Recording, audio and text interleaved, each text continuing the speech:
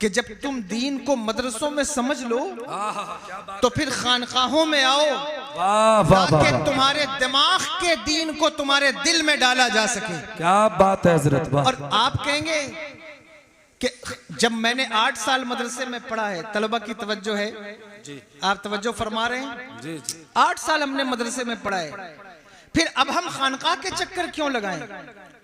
जितनी खराबियां हमारे मुआशरे में पैदा हो रही हैं, ये बात काबिल गौर है। हम में जो इस वक्त मुबल्लिगीन हैं, दीन को फैलाने वाले हैं, खुदा की कसम उनको सबसे ज्यादा जरूरत है शेख कामिल की। अवाम से ज्यादा अगर किसी को पीर की जरूरत है शेख की, तो वो उलमा को है।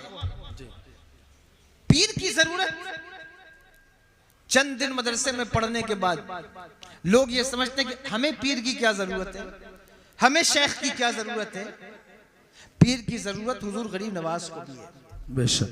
पीर की जरूरत हुजूर महबूब इलाही को भी है जी। पीर की जरूरत हुजूर बाबा फरीद को भी। आप कहेंगे आपने सूफिया के नाम लिए, आओ अगर तुम इन्हें सिर्फ सूफिया समझते हो तो मैं इस वक्त इस पर कोई कलाम नहीं करता, लेकिन जिन्हें तुम उलमा समझते हो, जबकि वो सिर्फ उलमा नहीं, वो भी सूफी हैं, तो उन्हीं की मिसाल लो कि पीर की जरूरत हजरत अल्लामा अब्दुल रहमान जामी को भी है, बेशक।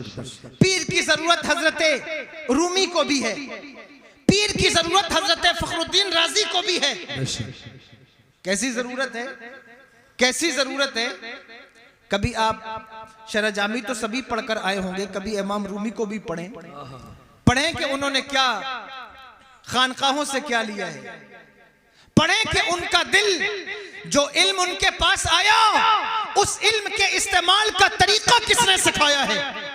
अल्लाहु अकबर। पढ़ें तो पता चलेगा। वो कहते गोयम से कमाले तुझे गौसुस सकलैना, महबूब खुदा इब्ने हसन आले हुसैना, सरदर कदमत जुमला निहादंद बगुफ्तन तल्लाह लक़द आसरा कल्लाहु अलैना। ये जामी है, इसलिए तलबा को ज्यादा जरूरत है कि वो मशाइख की तरफ रुजू करें।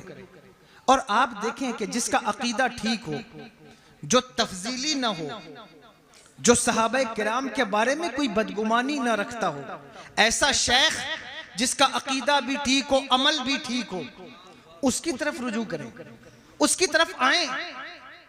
और खानकाहों को, जो अहले सुन्नत वल जमात की खानकाहें हैं, उनको एतबार की नजर से देखें, वकार की नजर से देखें, उनके तकद्दुस को पामाल न करें। याद रखिए, अगर किसी खानका का एक शख्स गुमराह भी हो जाए, किसी खानका का एक फर्द अल्लाहु अकबर गुमराह भी हो जाए, उससे उस खानका का तकद्दुस पामाल नहीं होता, वहां के बुजुर्गों पर कोई हर्फ नहीं आता। यह बात हमें गौर करना होगा, देखना होगा। यह जरूरी है कि हम इल्म को अपने दिल में जगह दें। अल्लाहु अकबर। जब हम इल्म हासिल करते हैं तो फिर हमारे दिल से हसद निकल जाता है, बिल्कुल। हम जवाब की शक्ल पैदा करने लग जाते हैं, फिर हम जो है वो ऐब निकालने की कोशिश नहीं करते, बेशक। जाहिलों ने ये काम किया कि ऐब निकाले, और 3 लफ्ज उन्होंने कुरान से निकाल लिए हैं। आप सब जलालैन पढ़ के आए होंगे, उन्होंने निकाल लिए हैं। वो क्या है? एक कुरान में एक लफ्ज है उजाब, कुब्बार जी, और हुजुआ। ये 3 लफ्ज निकाल लिए कि ये फसीह नहीं है, फसाद से गिरे हुए, इसलिए ये अल्लाह का कलाम नहीं। उन्होंने ये एतराज किया। मेरे आका सरवर दो आलम सल्लल्लाहु तआला अलैहि वसल्लम ने इरशाद फरमाया कि फैसला कौन करेगा? कहा फैसला जो हमारा सबसे बड़ा फसीह है वो करेगा। उसको बुलाया कि तुम फैसला करो कि ये लफ्ज क्या ये फसीह नहीं है? अल्लाहु अकबर। वो पहाड़ों में रहता था ताकि उसकी लैंग्वेज में कोई फर्क वाक़ई ना हो जाए, उसकी जबान खराब ना हो जाए। कोई 100 साल से ज्यादा का खुर्राट बूढ़ा, उसे बुलाया। उसे नहीं पता था मुझे किस लिए बुलाया है, और जब उसे बुलाया तो अल्लाहु अकबर, जब वो बैठने लगा तो हुजूर सरवर दो आलम सल्लल्लाहु तआला अलैहि वसल्लम ने इरशाद फरमाया, वहां मत बैठो, यहां बैठ जाओ। जब वो यहां बैठने लगा, हुजूर ने फरमाया नहीं यहां बैठ जाओ। वहां बैठने लगा, फरमाया मेरे सामने बैठ जाओ। वो गुस्से में आ गया और उसने कहा अंता रजुलुन उजाब, आप अजब आदमी हैं। अना शेखुन कुबार, मैं बूढ़ा आदमी हूं। अतत्तखिज़ूनी माइया हुज़वा, आप मेरे साथ क्या मजाक लगा रखा है। हुजूर ने फरमाया तुम इतने बड़े फसीह हो, ये लफ्ज इस्तेमाल करते हो, ये तो फसीह नहीं। फरमाया ये फसाद से गिरे हुए हैं, ये तो सबसे ज्यादा फसीह अल्फाज हैं। फैसला हो गया, उन्होंने जिसको बुलाया था उसने खुद वो लफ्ज इस्तेमाल किया। अर्ज ये करना चाहता हूं, कहना ये चाहता हूं कि जो चीज मिन जानिबिल्लाह है उसका जवाब नहीं, बेशक उसका जवाब नहीं। वो कुरान आपको मिला है, उस कुरान को आपने पढ़ा है, उस पर आपने मेहनत की है, कोशिश की है उसे समझने की। इन 8 सालों के अंदर, 9 सालों के अंदर अगर आपने कुरान को समझने की कोशिश की है तो खुदा की कसम, अल्लाह अकबर, आप कुरान की तरफ अभी भी मुतवज्जो रहें और आगे उसके मानी और मफाहीम पर गौर करें, तवज्जो करें उसकी तरफ। ये एक ऐसी चीज है दस्तारबंदी, जिसके बाद बाज़ औक़ात हमें ये लगता है कि अब हम आलिम हो गए, सो हमें आगे पढ़ने की जरूरत क्या है। अगर हम किसी मस्जिद के इमाम हुए, हम किसी मदरसे के मुदर्रिस हुए, तो हमें लगता है कि अब हमें आगे पढ़ने की जरूरत क्या है, ये तो पढ़ाने का टाइम है। नहीं, आप इस बात पर गौर करें, ये तो आपने ये सीखा है कि पढ़ना कैसे है। अब आगे आपकी मर्जी है कि आप कितना पढ़ते हैं, आगे आपकी मर्जी है आप कहां तक जाते हैं। अल्लाह ने आपको जो सलाहियत अता फरमाई है, आपको जो जहन दिया है, वो दुनिया की किसी कौम को नहीं दिया। जो मदरसे के तलबा को स्पेशली, लोग कहते हैं कि यहूदियों का दिमाग गॉड गिफ्टेड है, लोग कहते हैं यहूदियों का, जूइस का दिमाग गॉड गिफ्टेड है। ये ठीक बात है कि उनके पास दिमाग है, लेकिन मैं कहता हूं मदरसे के तलबा को अल्लाह ने जो जहन अता फरमाया है वो किसी के पास नहीं, किसी के पास नहीं। जो जहन अल्लाह ने आपको दिया है, आप तवज्जो तो करें, अपनी सलाहियत को पहचानने की कोशिश तो करें। खुदा की कसम, आपका ये मनसब नहीं कि 8 साल पढ़ने के बाद आप एक दूसरे की दस्तारें नोचें। ये आपका मनसब नहीं कि आप मेंबर पर बरसरे मेंबर एक दूसरे के गिरबान पकड़ें। नहीं, ये भी जरूरी नहीं कि 8 साल पढ़ने के बाद हर तालिब इल्म किसी मस्जिद का इमाम ही हो। ये भी जरूरी नहीं कि 8 साल पढ़ने के बाद हर बच्चा किसी मदरसे का मुदर्रिस ही हो।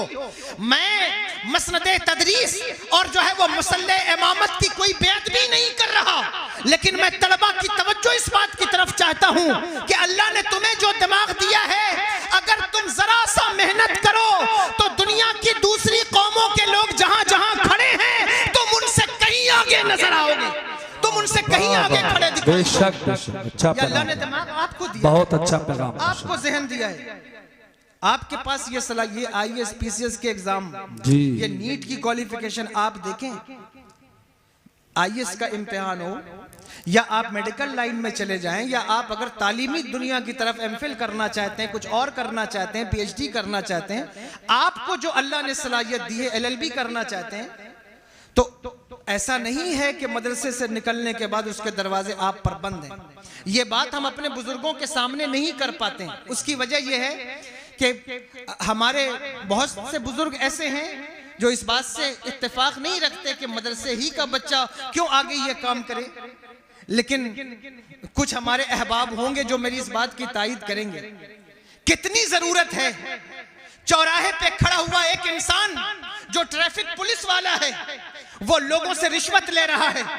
थाने में बैठकर अगर कोई अपनी कौम के साथ दूसरी कौमों के साथ गद्दारी कर रहा है, रिश्वत ले रहा है, क्या ही खूबसूरत मंजर होगा कि मदरसे से निकलने वाला एक तालिब इल्म जो आलिम भी हो और अपने थाने का इंचार्ज भी हो। क्या खूबसूरत मंजर होगा कि एक तालिब इल्म जिसने अल्लाह अकबर बुखारी भी पढ़ी है और वो आपके शहर का आर्किटेक्ट भी है। क्या खूबसूरत मंजर होगा कि एक तालिब इल्म जो मदरसे से कुरान पढ़कर आया है, तफसीर पढ़कर आया है, और वो आपकी अदालत का वकील भी है, चीफ जस्टिस भी है। कितना खूबसूरत मंजर होगा। और हमारी तारीख रोशन है अगर आप पलट कर देखें। मदरसे के तलबा के लिए ये काम टफ नहीं, मुश्किल नहीं। जो बच्चा सिराजी के मसले हल करके आया हो, जो कुतबी में अपना सर पटक कर आया हो, मीर कुतबी में, उसके लिए आईएएस का एग्जाम क्लियर करना कोई मुश्किल काम नहीं है। अल्लाहू अकबर। जिसने जो है वो अदब की टफ से टफ किताबों को झेला हो, समझा हो, तरकीबें की हो, उसको महफूज किया हो, उसके लिए ये कोई मुश्किल काम नहीं, कोई मुसीबत वाला काम नहीं। अगर वो चंद कदम आगे बढ़े तो दुनिया पीछे खड़ी नजर आएगी, वो आगे खड़ा नजर आएगा, वो साबित करेगा। इसलिए अजीज तलबा, उम्मत आपकी तरफ देख रही है। मैं तो शायद वो फन्ने खिताबत में नहीं दिखा सकूं, और मैं दिखाना भी नहीं चाहता था, लेकिन कुछ बातें ऐसी हैं जो आजकल जलसों के अंदर, खास तौर पर ये मौसम है दस्तार बंदी का, हर दूसरे दिन जो जलसे हैं वो दस्तार बंदी के हैं जी। तलबा आपकी तरफ ये उम्मत देख रही है जी। आप ही सहारा हैं। यही चिराग जलेंगे तो रोशनी होगी, यही चिराग जलेंगे तो रोशनी होगी। अगर 8 साल पढ़ने के बाद भी आप बदकिरदार हो गए, अगर 10 साल मेहनत करने के बाद भी आप नमाजी ना बन सके, अगर 10 साल पढ़ने के बाद भी आपका दिल हसद से, बुग़्ज़ से, इनाद से, कीने से साफ नहीं हो सका, शहवात का खात्मा नहीं हो सका, तो आपकी मेहनत भी बर्बाद गई, उम्मत की आस भी टूट गई। इसलिए अगर आप किसी को नहीं देखते, इस उम्मत की तरफ देखिए। आपको जो सलाहियत मिली है, अगर आप एक कदम आगे बढ़ें, अल्लाह ने आपके अंदर वो पावर रखा है कि दुनिया की किसी कौम के लोग, बल्कि किसी उम्मत के अफराद के अंदर वो ताकत नहीं जो इस उम्मत के रिजाल के अंदर है। हजरत अल्लामा काजी सनाउल्लाह पानीपती मजहरी तफसीर मजहरी के अंदर कुंतुम खैरा उम्मतिन उखरिजत लिन्नास की तफसीर में इरशाद फरमाते हैं कि इसी आयत के ज़ैल में फरमाया, रजालो हाज़िहिल उम्मत अक्सरो इरशादन व अक़वा तासीरन फिन्नासे बिल जज़्ब इलल्लाह सुब्हानहु व तआला। फरमाया इस उम्मत के रजाल लोगों को अल्लाह की तरफ खींचने में जितने कवि हैं, किसी उम्मत के रजाल इतने कवि नहीं हैं। जो जज्बा, जो सेहत इस उम्मत के मर्दाने खुदा में है, वो दूसरी उम्मतों के औलिया में नहीं है। ये बात मैं नहीं कह रहा हूं, दलील दूं, दलील लीजिए। एक अकेला बंदा हिंद की सरजमीन पर कदम रखे तो 90 लाख लोगों को अपनी तरफ खींच ले। ये बात किसी और उम्मत में भी मिलती हो तो मुझे बताओ। गौसे आजम की एक महफिल में, एक तकरीर पर 50-50 हजार यहूदी ईमान लाए। ये बात कहीं और भी तुम्हें मिलती हो तो मुझे बताओ। आप इसी उम्मत के अफराद हैं। अगर आप मेहनत कर लें, कोशिश कर लें और ये सोच लें कि हमें लोगों को अपनी तरफ लाना है, ये काम मुश्किल नहीं है, आसान है, बहुत आसान है। लेकिन आपको किरदार पर काम करना होगा जी, किरदार पर काम करना होगा। किरदार उस वक्त तक नहीं संवरता जब तक के इल्म वाले को, वो क्या कहा अल्लाह अकबर, अल्लामा रूमी ने, मौलवी हरगिज न शुद्ध मौलाए रूम ता गुलाम शम्स तबरेजी न शुद्ध। ये हकीकी बात है, ये हकीकी बात है कि आपको अपने असातिज़ा में से, अपने शेख में से, अपने मुदर्रिसीन में से किसी एक का इंतखाब करना होगा, किसी पीरे कामिल का इंतखाब करना होगा। देखना होगा कि जहां आपके कल्ब की सफाई हो सके, आपकी तरबियत हो सके, आप समझ सकें कि दीन में आगे कैसे फैलाना है। ये एक जरूरी काम है, बहुत अहम काम है। अगर हम इसको सीख लें, जान जाएं कि हमें कैसे तबलीग दीन करनी है, तो हमारे मसले हल हो सकते हैं, हमारे मामलात सही हो सकते हैं। उम्मत आपकी तरफ देख रही है, उसकी निगाह आपकी तरफ है। अल्लाहु अकबर कबीरा। जब भी उम्मत मुसीबत में आई है, मैं कॉलेज में पढ़ने वाले, यूनिवर्सिटी में पढ़ने वाले बच्चों की कोई तरदीद नहीं कर रहा हूं, उनकी कोई हतक नहीं करना चाहता, लेकिन ये एक जरूरी बात है जो मैं करना चाहता हूं तलबा की मौजूदगी में। वो क्या कि उम्मत जब जब मुसीबत में आती है, कोई यूनिवर्सिटी का बच्चा उम्मत का हाथ नहीं पकड़ेगा, किसी कॉलेज का बच्चा उम्मत का हाथ नहीं पकड़ेगा। अगर उम्मत को अंधेरों से निकालने में कोई जमात सबसे ज्यादा कारगर है और अल्लाह अकबर सबसे ज्यादा कवी है, सबसे ज्यादा मुअस्सिर है, तो वो मदरसे के तलबा की जमात है, मदरसे से निकलने वाले उलमा की जमात। बेशक हक है, बेशक। तारीख पढ़कर देखें जी। आज यहाँ अवाम बैठी है, पता नहीं वो मेरी गुफ्तगू सुन भी रहे हैं या नहीं। मैं तो दो चार लोगों को नजर में, ये तलबा को नजर में रख के गुफ्तगू कर रहा हूँ, लेकिन इंशाल्लाह आप भी समझे, आपके लिए भी ये बात कहता हूँ। आज आप इन मदरसे के बच्चों को हकारत की नजर से देख सकते हैं। मैं भी ये बात कहता हूँ कभी कभी कि सबकी पोजीशन बदल गई, सबकी दुनिया बदल गई, सबके अहवाल बदल गए। साइकिल से चलने वाले लोग प्लेन से चलने लगे, झोपड़ियों में रहने वाले महलों में रहने लगे। लेकिन मदरसे के तलबा पर जब नजर जाती है तो ये बात वाकई काबिल गौर है। क्या आप इसे महसूस नहीं करते? मैं इस बात को महसूस करता हूं। इनकी जो कंडीशन कल थी वो कंडीशन आज भी है। क्यों है? किस बुनियाद पर है? आज आपको ये माज़अल्लाह कोई हकीर नजर आते हैं, फटी हुई लुंगी पहनने वाले, फटी हुई टोपियां पहनने वाले, जिनके पास बाज़ाब्ता तौर पर कोई असरी इल्म से कोई बाकायदा तौर पर आरास्ता नहीं भी है। आप इन्हें कमजोर समझते हैं, आप इन्हें हकीर समझते हैं। अगर ये बात याद रखिए, आप जब मुसीबत में आएंगे, उम्मत इज्तिमाई तौर पर जब किसी नरगे में जाएगी, इसको निकालने के लिए कौन आगे आएगा? कौन आगे बढ़ेगा? किसके पास ये तासीर है? पलट कर